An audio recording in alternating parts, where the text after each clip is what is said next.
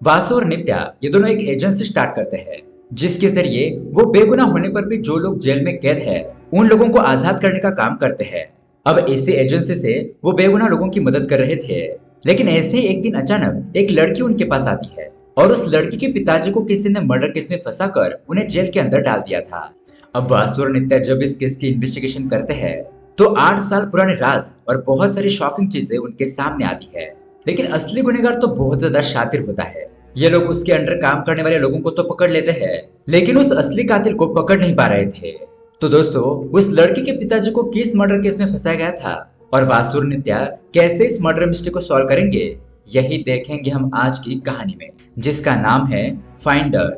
ये एक जबरदस्त मूवी है और क्लाइमैक्स में आपको एक ट्विस्ट भी देखने को मिलता है, इसलिए दोस्तों वीडियो को एंड तक जरूर देखना। तो दोस्तों, मेरा नाम है किरण और आप देख रहे हैं हॉरर बॉक्सिंग। अगर आपको भी ऐसे ही साउथ के मूवीज देखना पसंद है तो हमारे चैनल को सब्सक्राइब जरूर कीजिए क्योंकि हम आपके लिए ऐसे वीडियोस लाते रहते हैं। तो चलिए बिना किसी देरी के शुरू करते हैं आज की कहानी। कहानी के शुरुआत में हमें एक एडवोकेट को दिखाया जाता है और उसका नाम है डायलन। वो इस कॉलेज में एक चीफ गेस्ट बनकर आया होता है। उसके बाद वो अपनी स्पीच देकर सभी स्टूडेंट को मोटिवेट करता है। इसी दौरान वो उन्हें कुछ क्राइम रिलेटेड बातें भी बताता है। तभी यहाँ पर हम स्टूडेंट के बीच वासु और नित्या को देखते हैं जो कि इसी कॉलेज के स्टूडेंट होते हैं। अब एडवोकेट सभी स्टूडेंट को उनके ड्रीम के बारे में पूछता है तो जवाब में वासु खड़ा होकर अपने ड्रीम के बारे में बताने लगता है। कहता है कि उसका सपना है कि वो एक एजेंसी स्टार्ट करे जिसके जरिए वो उन बेगुनाह लोगों को जेल से आजाद करवाएगा जो इनोसेंट होकर भी जेल के अंदर फंस गए हैं। उन बेचारों को किसी और की गलती की सजा के तौर पर जेल के अंदर डाला है। उसके बाद वासु बताता है कि उसे ये आइडिया कहाँ से आया। वो अमेरिका में काम कर रही ऐसी एक एजेंसी का नाम बताता है जिसका नाम होता है इनोसेंस एजेंसी और उनका काम भी यही है कि बेगुनाह लोगों को जेल से बाहर निकालना। अब उसके बाद वासु एग्जाम्पल के तौर पर इंडिया में 1983 में घटित हुए एक केस के बारे में बताता है जहां एक बार एक औरत का मर्डर हो जाता है और जब वहां पुलिस मर्डर को पकड़ नहीं पाती है तो वो एक इनोसेंट आदमी को पकड़कर उसे जेल के अंदर डाल देती है। वो लोग उस आदमी को बहुत ज्यादा मारते पीटते हैं, उसे बहुत ज्यादा टॉर्चर करते हैं। वो उसे कबूल करने के लिए कहते हैं कि वो औरत तुम्हारी ही पत्नी थी और तुमने अपनी पत्नी का कत्ल कर दिया। तो पुलिस का टॉर्चर सहने की वजह से वो आदमी बहुत ज्यादा डर गया था, इसलिए वो उस गुनाह को एक्सेप्ट कर लेता है कि उसने ये मर्डर किया है। लेकिन जब पुलिस उस आदमी को कोर्ट में लेकर जाती है तो वहां पर उस आदमी की रियल वाइफ आ जाती है। उसे देखकर तो सभी लोग हैरान हो जाते हैं कि अगर उस आदमी ने उसकी वाइफ का मर्डर किया था तो ये औरत कौन है। सभी लोग यही सवाल पूछने लगते हैं और तब जाकर सभी लोगों के सामने सच आता है कि वो आदमी इनोसेंट है और उसने कुछ भी नहीं किया है। जबरदस्ती पुलिस ने इस केस को सॉल्व करने के लिए उस आदमी को फंसाया था। अब यहाँ पर प्रेजेंट में वासु आगे कहता है कि ऐसे ही कई सारे केसेस पूरी इंडिया में भी है जहाँ इनोसेंट लोगों को जेल के अंदर डाल दिया है। वासु कहता है कि मैं ऐसे ही एक एजेंसी को स्टार्ट करना चाहता हूँ। अब वासु की आइडिया सुनने के बाद वो एडवोकेट बहुत ज्यादा इम्प्रेस हो जाता है। वो वासु को अप्रिशिएट करता है और कहता है कि अगर तुम्हें फ्यूचर में कभी भी जरूरत हो तो मुझे बता देना, मैं तुम्हारी मदद जरूर करूंगा। अब उसके कुछ दिनों बाद हम देखते हैं कि वासु और नित्या ये दोनों मिलकर फाइंडर नाम की एक एजेंसी स्टार्ट करते हैं जिसके जरिए वो प्राइवेट डिटेक्टिव का काम करते हैं और उसी तरह से उनके एजेंसी का काम होता है जेल में फंसे इनोसेंट लोगों को बाहर निकालना। और वो अपने एजेंसी में अपने फ्रेंड को भी शामिल कर लेते हैं। अब धीरे धीरे उनकी एजेंसी काफी अच्छी तरीके से चलने लगती है और उनके पास आए हुए केसेस वो सॉल्व करने लगते हैं। अब उसके अगले सीन में हमें पायल नाम की एक लड़की को दिखाया जाता है। वो जब एक न्यूज़पेपर पढ़ रही होती है तभी उसे वासु की एजेंसी के बारे में पता चलता है।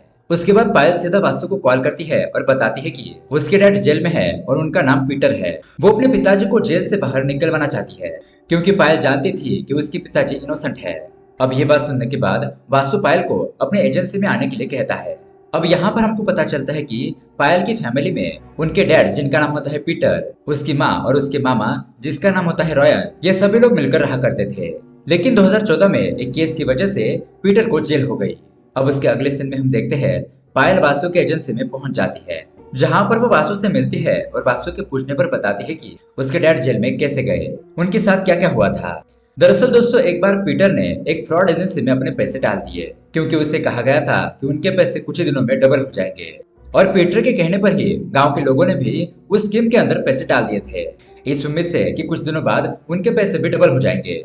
लेकिन कुछ दिन बाद पता चलता है कि वो एजेंसी तो फ्रॉड निकली। वो एजेंसी वाले वहां से पैसे लेकर भाग गए और ये सुनकर पीटर को तो बहुत बड़ा सदमा लगता है।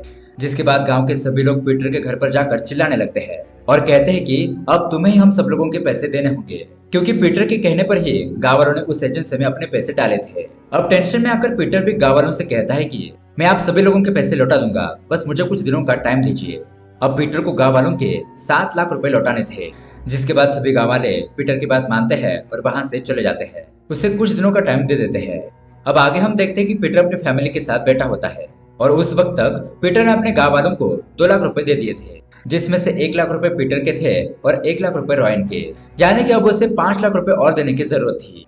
उसके बाद ये सभी लोग एक साथ बैठे होते हैं और वहां पर पीटर अपनी पत्नी से कहता है कि हमारे पास अब एक ही रास्ता है, हमें 6 महीने के लिए जेल में रहना होगा, मतलब कि किसी और के गुनाह को अपने सर पर लेना होगा। फिर 6 महीने के बाद एक वकील को हायर करना होगा जो हमें जेल से बाहर निकालेगा।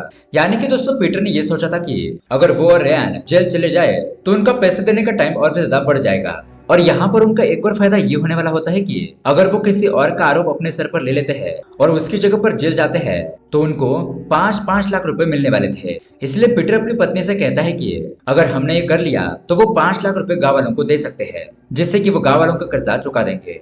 अब आगे हम देखते हैं पीटर और रॉयन ये दोनों मर्डर के जुर्म में जेल में चले जाते हैं, लेकिन उनका जो एडवोकेट होता है ना, वो पीटर और रॉयन को जेल से बाहर नहीं निकाल पाता। अब यहाँ पर प्रॉब्लम ये हो जाती है कि पहली बात तो वो लोग मर्डर कबूल करके जेल के अंदर चले गए हैं और उनके वकील के पास कोई अच्छा सबूत भी नहीं होता जिससे कि वो उन दोनों को इनोसेंट साबित कर सके। इसीलिए अब वो एडवोकेट उन दोनों को बाहर नहीं निकाल पाता। अब इसी के साथ पायल के जरिए वासु को पता चलता है कि पीटर एक काउंसलर के मर्डर के जुर्म में अंदर गया है। और ये बात पायल और उसकी माँ को तब पता चली जब वो उस एडवोकेट के पास जाते हैं जो कि पीटर के केस को संभाल रहा था, और उससे उन्हें पता चलता है कि काउंसलर के मर्डर केस में पीटर अंदर गया है। लेकिन दोस्तों यहाँ पर आप लोग ये सोच रहे होंगे तो फिर वो आदमी कौन था जिसने पीटर और रेयान को पैसे का लालच देकर जेल भिजवाया था? यानी कि वो तीसरा आदमी जिसने उन दोनों को जेल में जाने के लिए कहा और पैसे का लालच भी दिया था। हो सकता है कि उसी ने मर्डर किया हो। खैर, उसके बारे में हमें आगे पता चलेगा कि वो आदमी कौन है और उसके पीछे क्या राज छुपा है। अब ये खबर सुनकर कि पीटर जेल में है और उसका बाहर निकलना मुश्किल है, ये सुनकर पायल और उसकी माँ दोनों ही आत्महत्या करने की कोशिश करते हैं। अब उनमें से पायल की माँ तो मर जाती है, लेकिन तभी वहाँ पर एक गांव का एक आदमी आकर पायल को बचा लेता है। अब यहाँ पर पायल वासु को बताती है कि उसके मामा रेयान की जेल में ही मौत हो चुकी है, किसी बीमारी की वजह से ही उनकी मौत हो गई थी करीब करीब 2017 में। और अब पायल को चिंता है कि कहीं उसके पिताजी की भी मौत न हो जाए, इसलिए पायल चाहती है कि वासु उसके पिताजी को जेल से बाहर निकलवाए। अब उसके अगले दिन से वासु और नित्या इस केस की इन्वेस्टिगेशन में लग जाते हैं।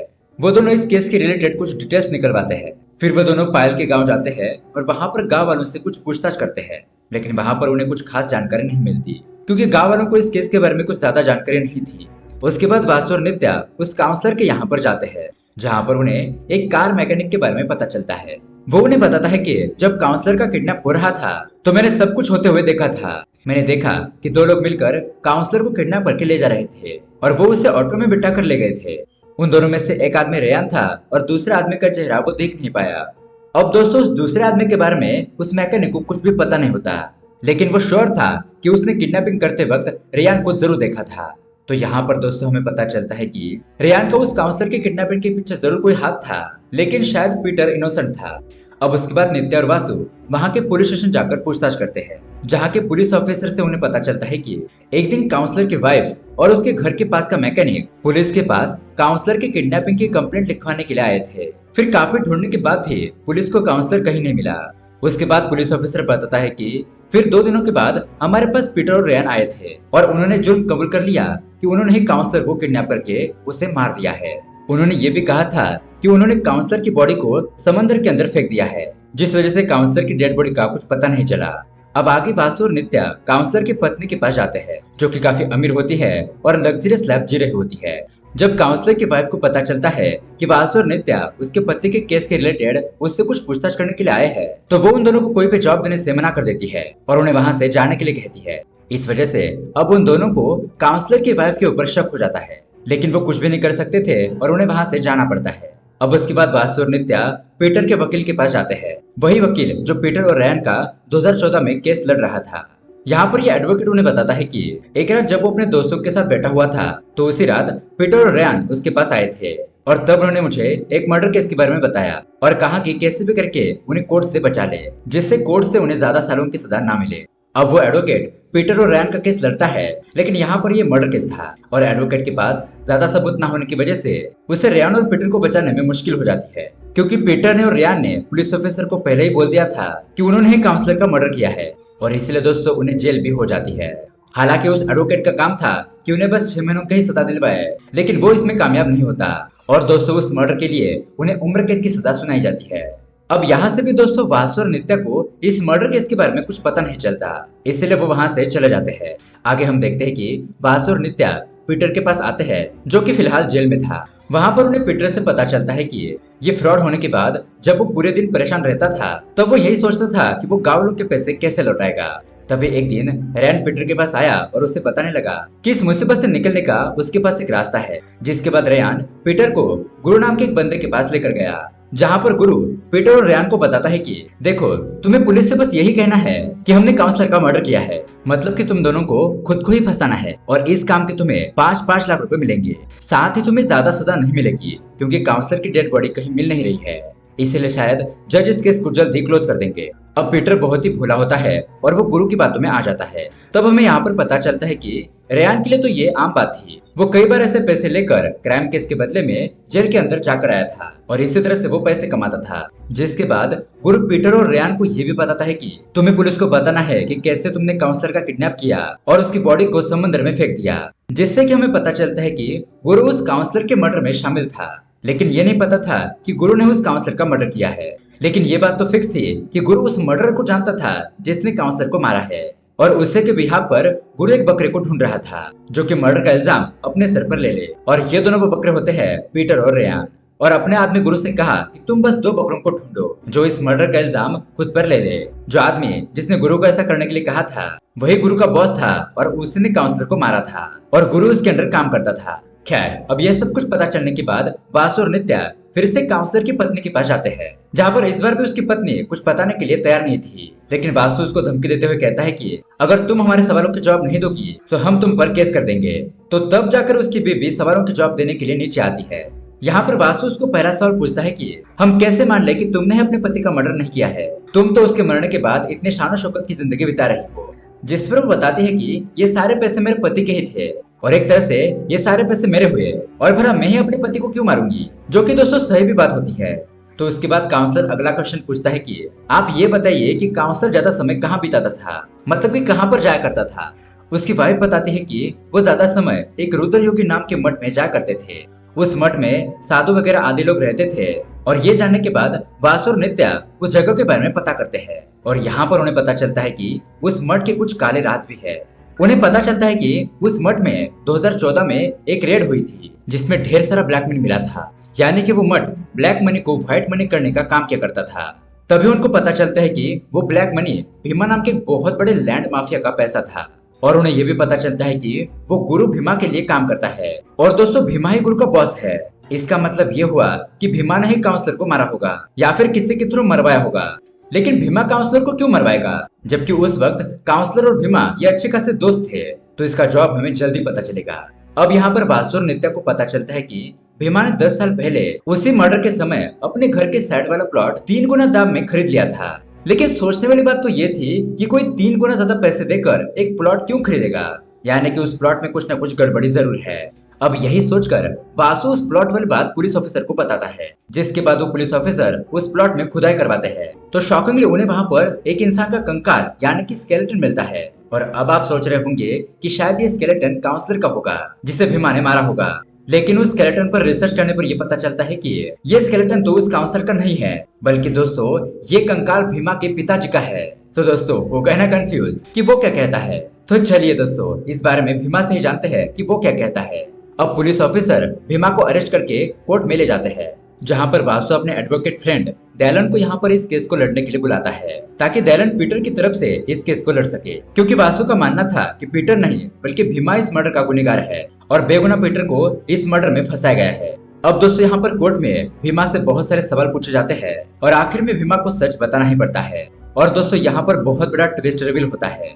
हमें पता चलता है कि 2014 में असल हुआ क्या था। तो दरअसल हुआ यह था कि काउंसलर और भीमा ये दोनों बहुत ही अच्छे दोस्त थे। अब एक दिन काउंसलर को पता चला कि भीमा के पास बहुत सारा ब्लैक मनी है लेकिन वो सोच रहा होता है कि भीमा उस ब्लैक मनी को व्हाइट कैसे करता है। तभी उसको पता चलता है कि भीमा उन पैसों को एक मठ में भेजता है, जहां से वो मठ का स्वामी उन पैसों को अलग अलग ऑर्गेनाइजेशन में भेजता है और उन पैसों को व्हाइट कर देता है। अब ये राज जानने के बाद उस काउंसलर के मन में लालच आ जाता है और वो अपने कनेक्शन में जो बड़े बड़े ऑफिसर्स होते हैं उनको इसके बारे में बताता है, जहां वो ऑफिसर उससे वादा करते हैं कि जब जब वो लोग वहां पर रेड मारेंगे और हमें जो पैसा मिलेगा उसमें से 10% हम तुम्हें दे देंगे और बाकी के 90% हम खुद रख लेंगे। अब उसके आगे होता भी वैसा ही है। वो उस जगह पर रेड मारते हैं और 10% पैसे काउंसलर के पास आ जाते हैं। अब इस रेड के बारे में जब भीमा को पता चलता है कि उसका बहुत बड़ा नुकसान हुआ है तो उसे बहुत ज्यादा गुस्सा आ जाता है। वो सोचने लगता है कि कैसे इन ऑफिसर लोगों को इसके बारे में पता चला, और तब उसे याद आता है कि कुछ दिन पहले काउंसलर उसे इस बारे में पूछ रहा था कि तुम कैसे अपने ब्लैक मनी को व्हाइट करते हो, और भीमा ने उसे सारी बात बता दी थी, जिससे कि अब भीमा समझ जाता है कि काउंसलर को उसके मठ का सच पता चल गया है और उसने अपने कनेक्शन से लोगों को बताकर यहाँ पर रेड मारी होगी। उसके बाद दोस्तों भीमा गुस्से में आकर उस काउंसलर को गुरु और रेयान की मदद से किडनैप करवाता है और फिर उस काउंसलर को जान से मार भी देता है। अब भीमा को तो कैसे भी करके उस काउंसलर की डेड बॉडी को छुपाना था, इसलिए उसने बॉडी को आगे जाकर बहुत ही चालाकी से शमशान घाट में गुरु की मदद से जला दी। लेकिन उस वक्त शमशान घाट में जो लोग थे वो भीमा को पहचान लेते हैं। वो लोग भीमा से पूछते हैं कि आप यहाँ पर किसको जला रहे हो, जिस पर भीमा घबरा जाता है और गलती से बोल देता है कि उसके पिताजी की हार्ट अटैक आने की वजह से मौत हो गई और वो यहाँ पर उनका ही अंतिम संस्कार करने के लिए आया है। लेकिन दोस्तों ये बात कहकर भीमा फंस चुका था, क्योंकि उसके पिताजी तो अभी भी जिंदा थे। इसलिए अब आगे लोगों को उसका सच पता न चले, इसलिए भीमा गुरु की मदद से अपने पिताजी को भी जान से मार देता है और उसके बाद अपने पिताजी की लाश को अपने घर के साइड वाले प्लॉट के अंदर दफन कर देता है। जी हाँ दोस्तों, इसलिए उस वक्त पुलिस वालों को उस प्लॉट के अंदर उसके पिताजी की हड्डियां मिली थी। यहाँ पर दोस्तों भीमा को ये भी डर था कि अगर इस प्लॉट पर कंस्ट्रक्शन हुआ तो सभी लोगों को पता चल जाएगा कि यहाँ पर किसी की डेड बॉडी दफन की गई थी, और जब वो डेड बॉडी निकालने के बाद जब उसकी जांच पड़ताल की जाएगी तो सारा सच सामने आ जाएगा और वो फंस जाएगा। इसीलिए दोस्तों भीमा ने उस प्लॉट को 3 गुना पैसे देकर खरीदा था, ताकि उस प्लॉट पर कोई आ ही ना पाए, और यही इस मर्डर मिस्ट्री का पूरा सच होता है। भीमा ने ही काउंसलर को और अपने पिताजी को मारा था। अब ये सारी बातें सुनने के बाद कोर्ट अपना फैसला सुनाती है कि भीमा और गुरु उन दोनों को उम्र कैद की सजा हो जाती है और उस मठ में काम करने वाले बाबा जी को ब्लैक मनी व्हाइट करने के चक्कर में कुछ सालों की सजा दी जाती है। और दोस्तों इसके बाद फाइनली पीटर को आजाद कर दिया जाता है, क्योंकि वो बेगुनाह था, उसने कोई भी क्राइम नहीं किया था। और इस तरह से वासु, नित्या और उनका वकील फ्रेंड डायन इस केस को जीत जाते हैं और इसी के साथ ये कहानी यहीं पर एंड हो जाती है। तो दोस्तों ये कहानी आपको कैसी लगी हमें कमेंट करके जरूर बताइएगा। साथ ही ऐसे ही अमेजिंग स्टोरी देखने के लिए हमारे चैनल को सब्सक्राइब जरूर कीजिए। मिलते हैं अगली वीडियो में। Thanks for watching.